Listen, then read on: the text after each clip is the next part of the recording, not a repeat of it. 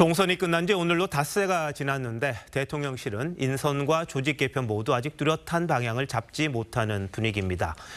윤석열 대통령과 대통령실의 고민이 뭔지 대통령실을 취재하는 홍현주 기자에게 자세히 물어보겠습니다. 자, 홍 기자, 먼저 대통령실에서는 이번 선거의 패인을 어떻게 분석하고 있습니까?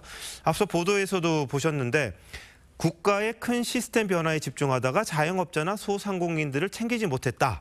이런 말을 했거든요. 이게 무슨 뜻인지 좀 다가오진 않습니다. 네, 그 말을 좀 더 직설적으로 표현하면은 민생 현안에 집중하지 못했다는 겁니다.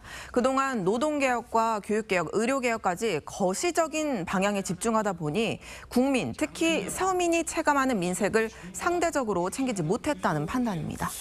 이제 뭐 그런 해석이 있을 수도 있겠다 싶긴 한데요. 근데 지난 총선에서 많은 분들이 지적했던 거는 소통 방식, 뭐 이른바 불통 이런 것 아니었습니까? 맞습니다. 돌이켜보면 지난해 10월 강서구청장 보궐선거 패배 이후 반성하고 소통한다면서 준비한 게 바로 민생 토론회입니다. 올 초부터 24회에 걸친 이 토론회를 통해 윤 대통령이 1,600명이 넘는 국민을 만났지만 정작 민감한 사안을 두고선 납득할 만한 설명을 제때 내놓지 못했다는 지적이 많았습니다. 이른바 명품 가방 수수 의혹부터 소위 입틀막 정권이란 프레임을 가져온 카이스트 경호 사건, 그리고 호주 대사 임명까지 이 일련의 사건들이 대통령의 불통 이미지를 키운 것도 사실입니다.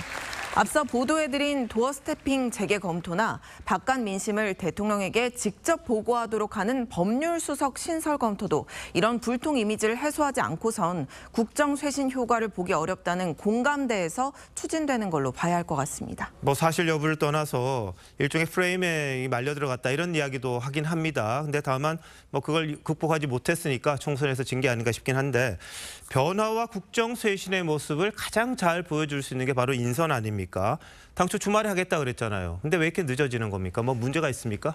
우선 대통령 비서실장의 경우 원희룡 전 장관이 유력하게 검토되고 있는 건 맞다고 합니다.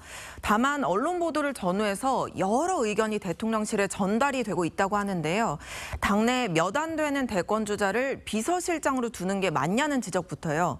윤 대통령과 같은 서울법대 또 검사 출신으로 바로 지난주까지 이재명 대표와 맞붙은 원 전 장관을 임명할 경우 야권을 오히려 자극할 수 있다. 이런 우려도 전달됐다고 합니다.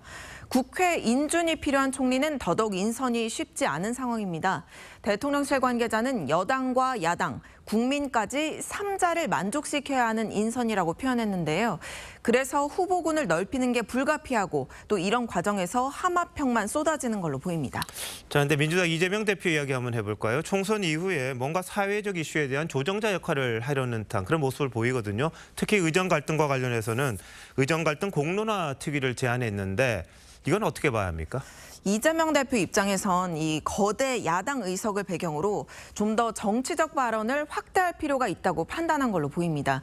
이 대표가 의정 갈등 중재에 직접 나섬으로써 민생을 챙기는 대한야당으로서의 면모를 부각시키고 또 동시에 대통령과 대등한 위치에서 영수회담까지 이어가겠다는 의지를 담은 걸로도 볼 수 있겠습니다.